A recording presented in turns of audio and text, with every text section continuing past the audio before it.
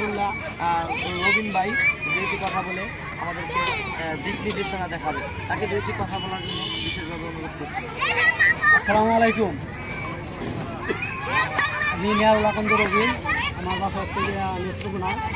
আমি আমাদের একটা সংগঠন আছে, ওই জায়গায় কাজ করি। আজকে আমরা যে সংগঠনে আসছি মূলত প্রোগ্রামের মানবিক আন্দোলন সংগঠন কালিয়াপুর উপজেলা উদ্যোগে কার্যকারী কমিটি আজকের এই অভিবাসী অনুষ্ঠানে প্রধান অতিথি মোহাম্মদ সাইদুদ্দিন আহমেদ এবং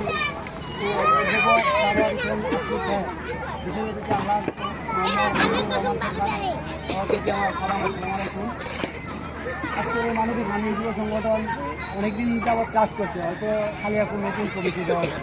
মানবিক মানবীয় সংগঠন অনেক জায়গায় আছে, অনেক জায়গায় কাজ করতেছে, বিনামূল্যে রক্ত গ্রুপ ক্যাম্পিং এবং রক্ত সংগ্রহ করা, যারা অসহায় মানুষের পাশে থাকা এবং বিভিন্ন জেলায় এটা শাখা আছে, এটা মানবিক কাজ করে। আমরা সবাই মানবিক কাজে অগ্রসর হব এবং সবাইকে মানবিক কাজ করার সুযোগ দেব। আমরা যতটুকু সম্ভব মানবিক কাজ করব এবং আমরা নিজ নিজ জায়গা থেকে সবাই এগিয়ে আসবো।